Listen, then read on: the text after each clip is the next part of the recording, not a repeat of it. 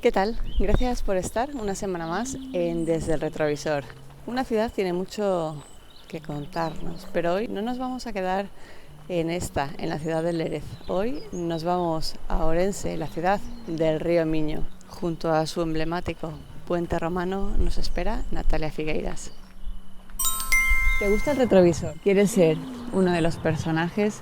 Contáctame, escríbeme y lo creamos juntos.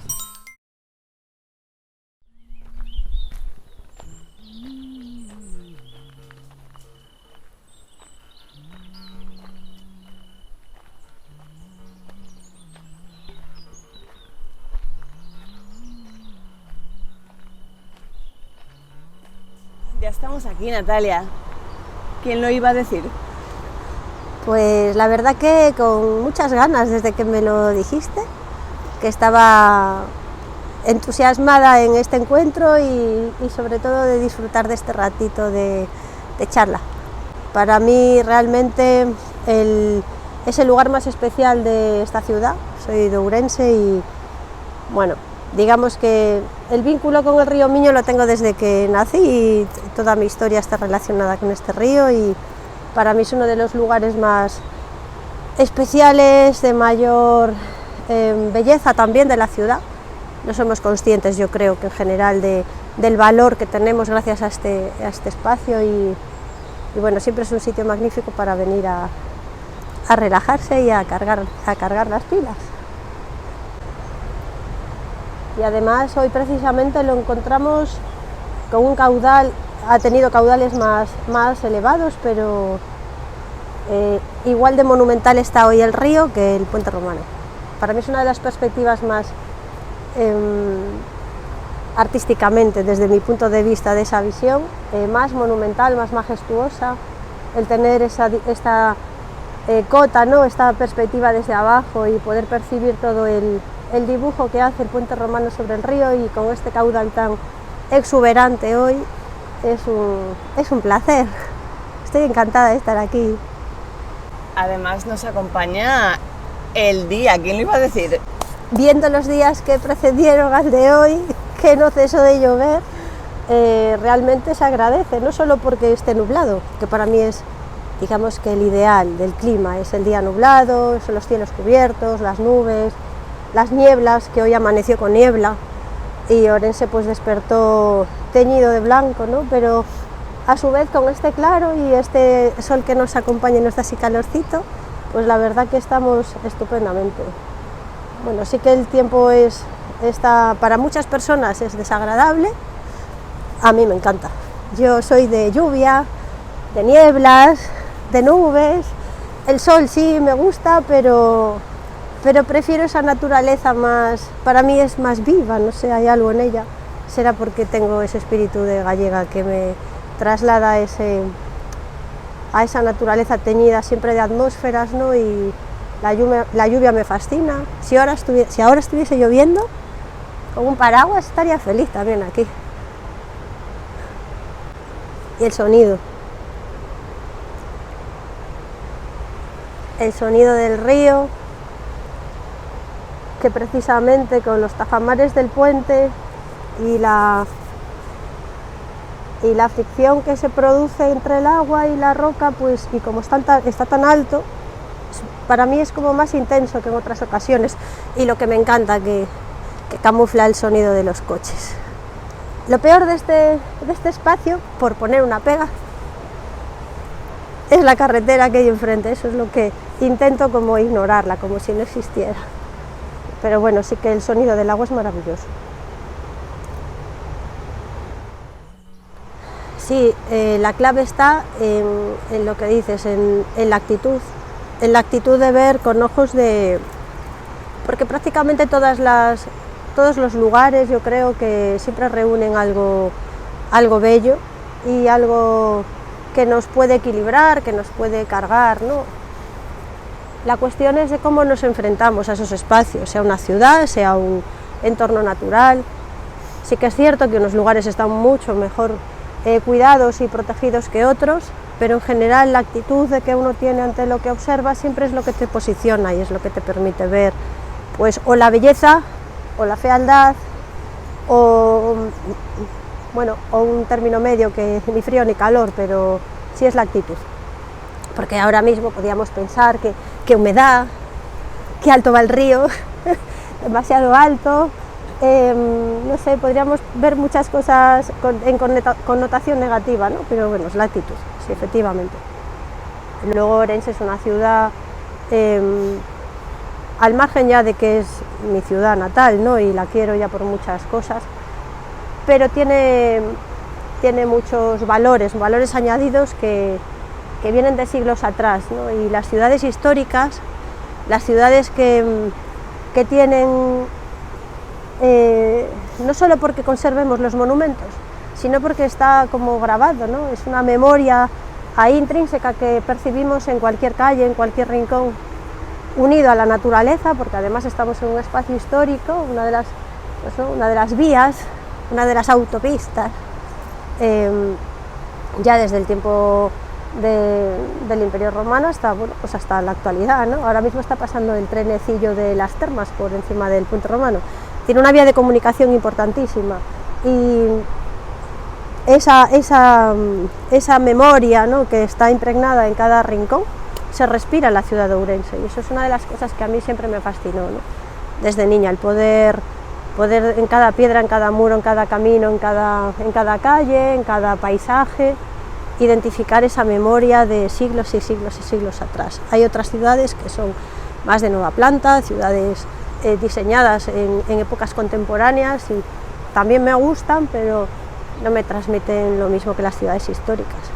Y Ourense es un regalo para los que vivimos en Ourense o los que tenemos algo que ver con Ourense, poder descubrirlo y poder disfrutarlo. Pues fíjate, Ourense es mi ciudad natal, es mi ciudad familiar. Mi familia ha vivido aquí, sigue residiendo aquí. Yo nunca me he ido de aquí, sigo teniendo aquí pues mi lugar donde vivir, y aunque me muevo bastante, pero siempre tengo un pie en Ourense, ¿no?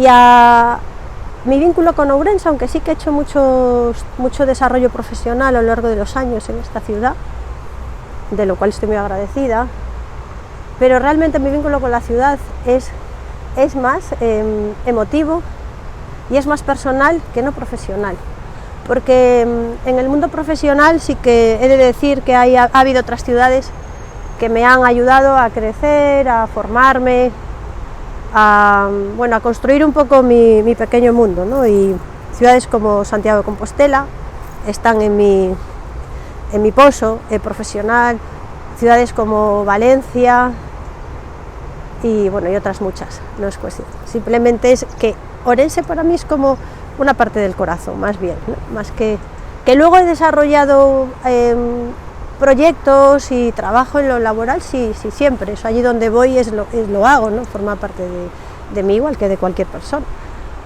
Y Ourense me inspira, además, es curioso porque ahora que hablas de lo laboral, todo lo que es la parte creativa, la parte artística y eso que nació conmigo estando en Santiago de Compostela, en Ourense siempre encontraba, es que todos los rincones siempre me han despertado, como en este en el que nos encontramos, un deseo creativo de desarrollarlo, ¿no? Y siempre me ha sido muy inspirador. Así que es cierto que hay cosas que no me gustan, ¿no? Pero que yo creo que como todos, y en las que no te identificas, pero a nivel artístico sí que hay algo que Ourense en muchísimos lugares, provincia, ciudad, me despierta, me conecta y soy capaz de crecer en la visión, sobre todo la visión creativa, ¿no? Luego otros planos laborales, evidentemente he hecho proyectos magníficos en esta ciudad y sí que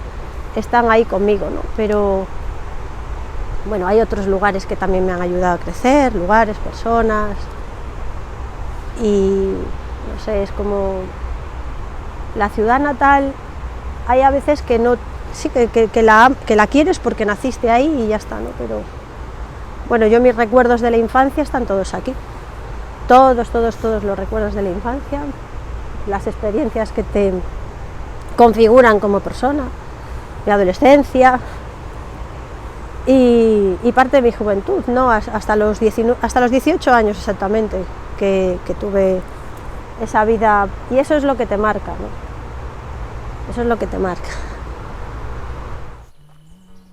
Para ti, la historia, la cultura, la antigüedad.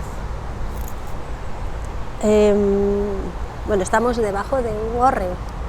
Sí. Estamos cobijadas por un hórreo que está aquí instalado pues a las orillas del río. Y esta es una casita encima, ¿no? Mira, realmente, y esto desde lo personal, porque podría hablar del patrimonio, de la historia, desde una perspectiva más docente, más académica, pero no es esta conversación no va de eso, ¿no?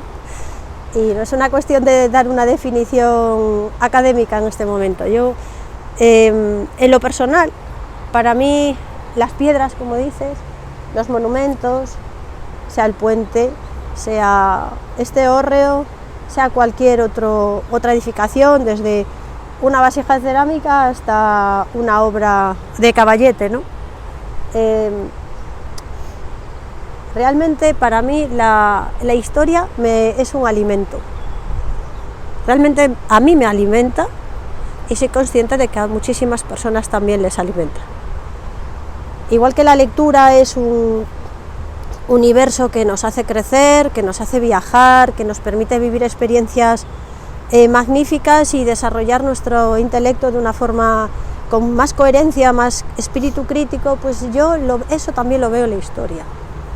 El patrimonio no deja de ser las manifestaciones materiales de la historia, sea arte, sea arqueología, sea bueno, lo que comúnmente entendemos como monumentos, son una manifestación de un pensamiento, de un periodo, de una época, de un colectivo de personas, de una forma de vida, de un contexto social, de un contexto histórico.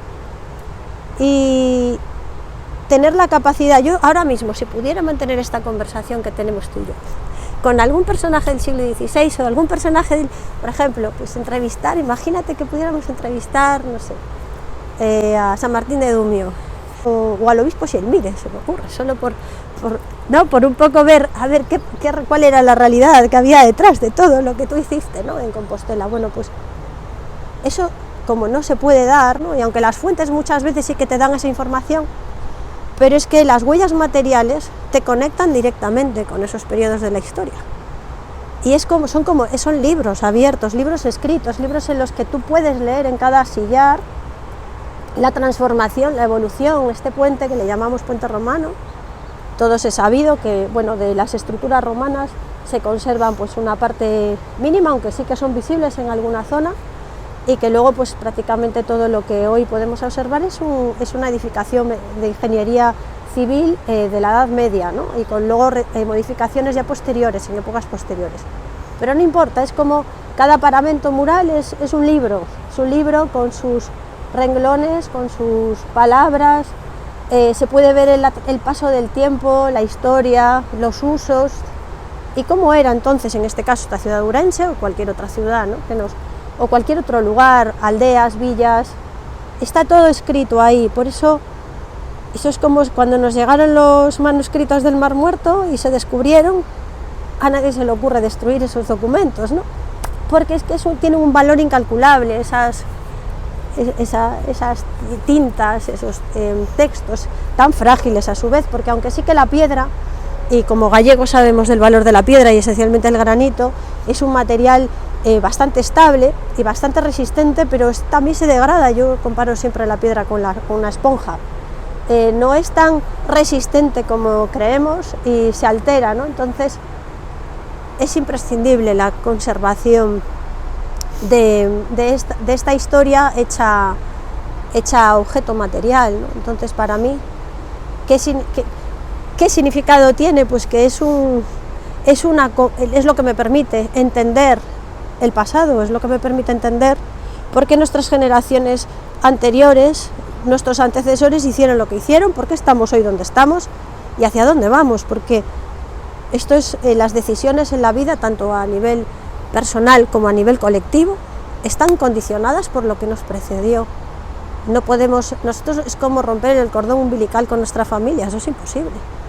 Pues no podemos romper el cordón umbilical que nos une a nuestros antepasados de generaciones y generaciones de siglos. Esto es el legado que ellos nos dejaron, ¿no?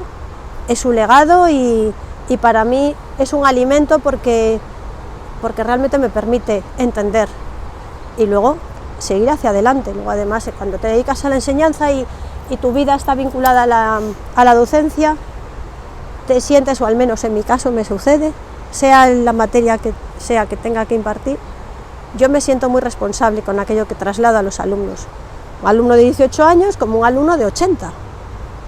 No importa, el de 18 a lo mejor pues tiene muchos años por delante, ¿no? Y el de 80 tiene menos, pero tiene mucha vida por delante. Entonces la responsabilidad de lo que les voy a trasladar para mí es muy, muy, muy grande, ¿no? Y la historia me da esa perspectiva, me da esa referencia para no condicionar, aportar herramientas. La historia me la da a mí, pero nos la da a todos.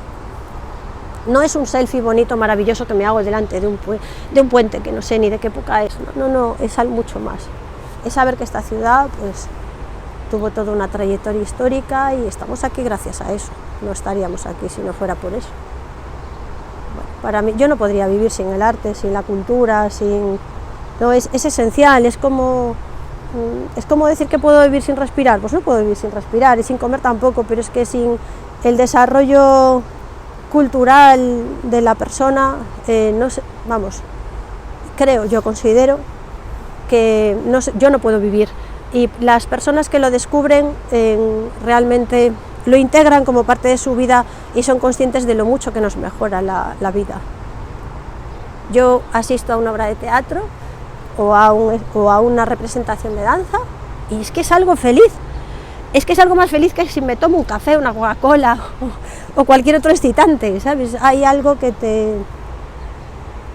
a lo mejor no lo entiendes, o lo entiendes en una parte, porque no soy especialista de eso, pero uno sale mejor y te sientes mucho mejor.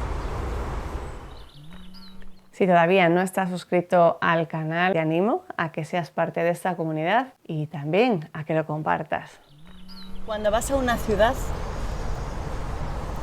¿qué es lo primero que vas a visitar o que no puedes dejar de ver antes de irte?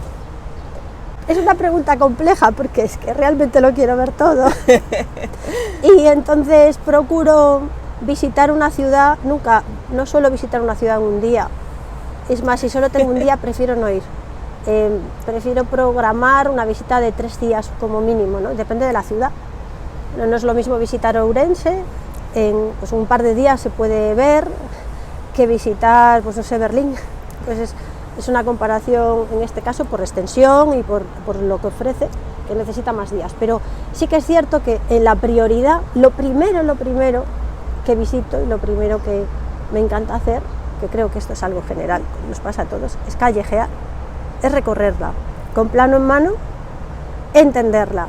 Y me fascina identificar el urbanismo de la ciudad, a través de la planimetría, entender esa ciudad y entenderla históricamente, porque tú cuando ves el plano de una ciudad, en función de cómo se distribuye, en función de cómo son los trazados de las calles, ya sabes de qué época es la ciudad, ya sabes cuáles eran las zonas donde se desarrolló la industria en el siglo XIX, ya sabes dónde estaba el núcleo, a lo mejor en la Edad Media.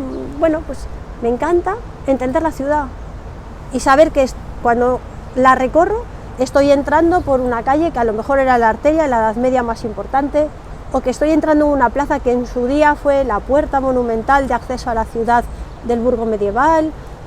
Me encanta entender la ciudad como si fuera un organismo vivo. Es como cuando conozco a una persona, no me fijo en la ropa que lleva, no me fijo en su estatura, en lo que me fijo es en entender a la persona en el conjunto. Pues me pasa lo mismo con las ciudades.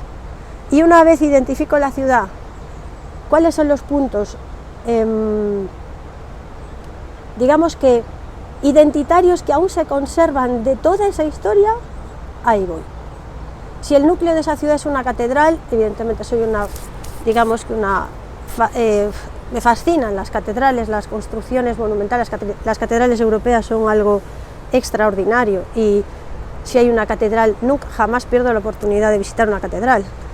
De hecho, la catedral de Ourense para mí es una de las joyas a las que me gusta siempre ir, siempre por motivos diferentes, pero voy.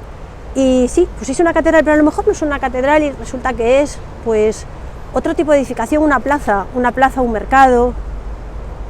Entender cómo se articula y de hecho por eso me gusta vivir en las ciudades y cambiar de ciudades, integrarme, ¿no? Evidentemente todos hacemos turismo, eso no se puede negar, muchas veces criticamos al turismo, pero es que todos somos turistas, ¿no? Es un poco, es el equilibrio, el término medio de cuál es el turismo oportuno, el sostenible y el turismo hacia el que tenemos que tender. Pero sí que me encanta, si puedo, mimetizarme en la ciudad, ser uno más de la ciudad, no como observador, sino como agente activo dentro de la ciudad.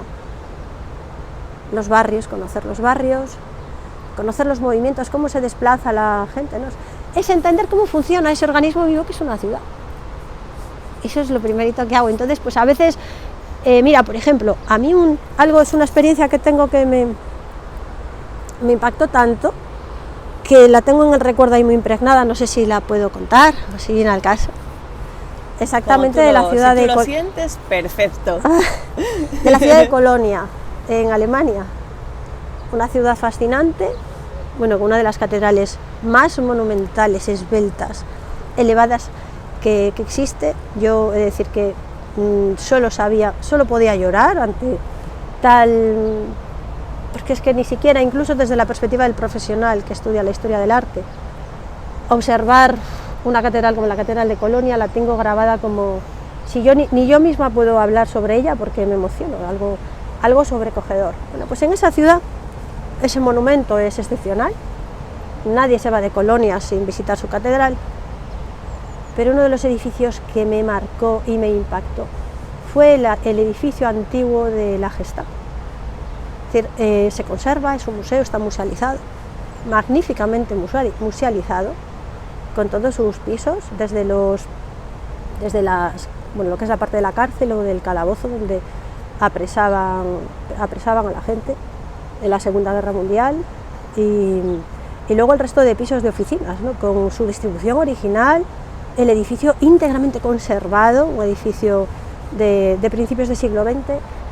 Sumergirme, realmente entender, lógicamente la historia de Alemania es mucho más, ¿no? Pero entender esa parte de la historia, haciendo ese viaje real a un edificio original y con todos sus elementos conservados, narrando esa historia, ¿no? Tan dramática que todos conocemos, pero que hay que conocer y que hay que verla desde la perspectiva crítica, pues para mí fue excepcional. No me voy a olvidar jamás de ese edificio. Conservado, yo creo que en cualquier otro país un edificio de este tipo estaría en el suelo, estaría derruido. O pues en borrón, se habría hecho un borrón, o se habría liquidado el edificio y esa memoria anulada, ¿no? Por eso las ciudades cuentan tanto de nosotros.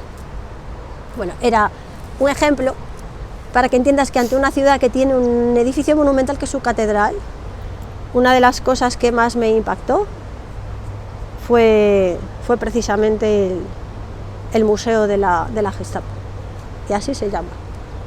Y ahí es cuando entiendes todo, es que entiendes la historia del siglo XX de Europa entera al enfrentarte a esa realidad, porque aunque a lo mejor nos pudo tocar un poco de lejos en nuestro país, pero no fue tan colateral, realmente definió la historia del siglo XX y nos sigue definiendo ahora.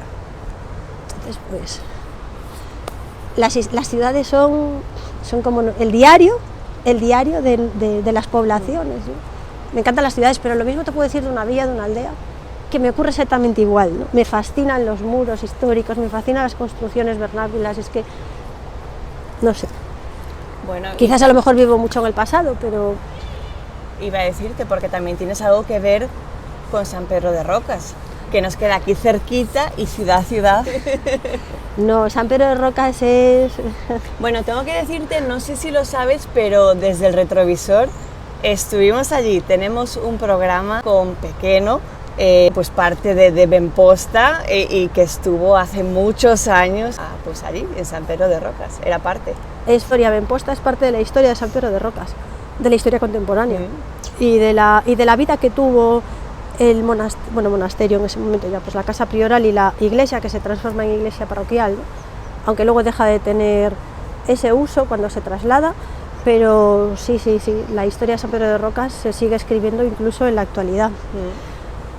San Pedro de Rocas, es que hay tanto que decir, que quiero quedarme con lo más, ahora mismo, más íntimo y más personal. Creo que es lo que me nace ahora de contar, ¿no? Pero San Pedro de Rocas es de esas joyas, no porque sea solo el monasterio más antiguo de Galicia, que ahí es nada, sino porque es algo excepcional que no tenemos en ningún otro lugar. Arquitectura rupestre la hallamos en la península, en diferentes zonas, hay zonas de mucha concentración de arquitectura y patrimonio rupestre. Si nos vamos a Italia, la Capadocia es uno de los grandísimos ejemplos, Palestina, Siria, ahí vamos a encontrar referentes similares, ¿no? Pero en el noroeste peninsular, San Pedro de Rocas es importantísimo, es imprescindible, pero es que son tantas cosas las que diría de San Pedro de Rocas que, perdona si me intento concentrarlo y no soy capaz. No hay nadie que vaya a San Pedro de Rocas que no lo haya visto una vez, 2 veces o 3 veces, que no vuelva fascinado. Y es lo que hablábamos antes de por qué es tan importante el patrimonio, ¿no? Porque nos comunica, es como un lenguaje no verbal, es enfrentarte a algo, sí, inanimado, entre comillas, aunque la naturaleza, lógicamente, es ese gran organismo vivo que se comunica con nosotros, otra cosa es que lo sepamos escuchar. Y San Pedro de Rocas es directo, es que tú recorres lo mínimo que se puede visitar, tanto desde lo que es la iglesia rupestre, como lo que es la fuente, la zona de la casa prioral, que aunque es la parte construida, es quizás la menos, vamos a decir, mágica o misteriosa, como lo define en general la gente. Pero en sí lo que es el Monte Barbeirón y todo el conjunto, esa parte de la Ribeira Sacra, comunica, al que va le comunica, y ese lenguaje no verbal llega. A los que somos investigadores y a los que trabajamos investigando, pues nos llega otro tipo de información, ¿no? Del desarrollo, de la evolución de ese lugar. Eso era un complejo monástico, no era una iglesia rupestre exclusivamente, era un gran complejo, hunde su historia en la prehistoria, es decir, ese lugar está habitado y transformado por la mano del hombre ya desde la prehistoria hasta la actualidad, ¿no? Entonces, la gente lo percibe. Que luego la historia es más o menos interesante, más o menos atractiva, pues el conjunto de los monjes ermitaños que allí se asentaron, o que todo eso pues queda más en el ámbito académico, más en la parte del análisis, si quieres un poco definirlo así, más científica, pero yo en este momento prefiero hablar de lo que en general todo el público que llega allí siente. San Pedro de Rocas es como un corazón que late de forma independiente. Muchas veces se utilizan definiciones un poco para ubicar o no ubicar, sino ilustrar qué es pues, una villa dentro de la Ribeira Sacra. Pues se habla de la puerta de la Ribeira Sacra, el corazón de la Ribeira Sacra. Bueno, pues yo, al margen de esos mensajes, ¿no? Yo sinceramente entiendo San Pedro de Rocas, todo el coto del monasterio, íntegramente desde sus muros hacia adentro, es como un corazón que late constante, individual, es independiente del resto, es algo totalmente diferente. Y se nota, tú llegas allí y lo sientes. Su naturaleza te invade, su paisaje te invade, la monumentalidad de las formaciones rocosas es un grandísimo berrocal, aunque en muchas zonas no es visible porque la vegetación lo cubre, y hoy pues está colapsado colapsado no. Hoy, lógicamente, al no haber una labor agropecuaria como la que tenían los monjes antes de la desamortización, pues el paisaje está transformado, pero realmente la materia sigue estando ahí, ¿no? Entonces, cuando tienes la capacidad de ver, pues como esa Peña del Cuervo, con esos metros y metros y metros, tienes una columna delante que a mí me impacta más que cualquier rascacielos. Esa monumentalidad de la naturaleza, ¿no? Entonces, bueno, llegas allí, es que lo único que puedes hacer es pasear y callarte. estar en San Pedro de Rocas, por eso no hemos ido a San Pedro de Rocas tampoco, porque allí es para estar sin hablar, es un lugar que te traspasa, sinceramente. Y luego pues la iglesia excavada en la roca, que tiene pues los vestigios de todas las fases constructivas históricas perfectamente definidas, pues nos hace entender por qué, quiénes habitaron allí, cómo eran esas personas, qué tipo de vida hacían dentro de la vida monástica, ¿no? y primeramente la vida eremítica, pero al margen del monumento, lo que es la arquitectura rupestre, es un lugar que cuando tú lo pisas sabes el por qué los monjes ermitaños se asentaron allí.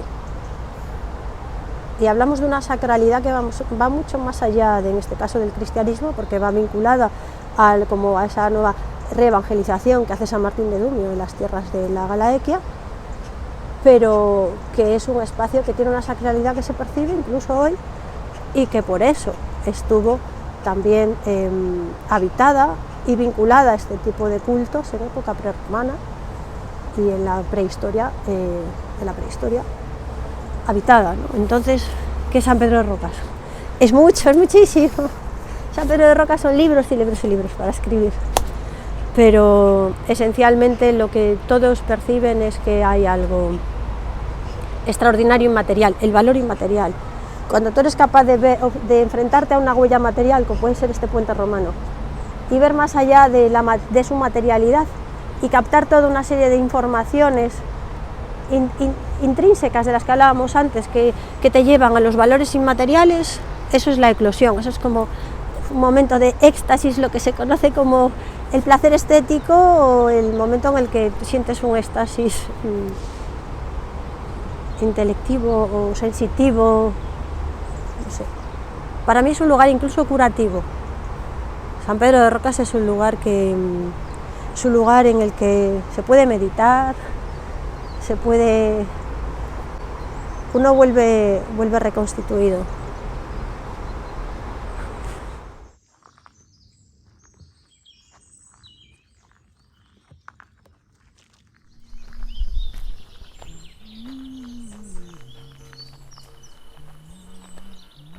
El río Miño, no puede faltar el agua en nuestras vidas. Parece que somos de mar.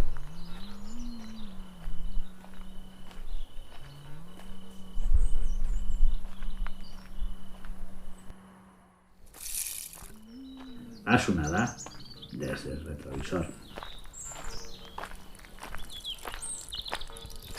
Si todavía no estás suscrito al canal, te invito a que lo hagas, que le des también a la campanilla para que te avise cuando suba un nuevo vídeo.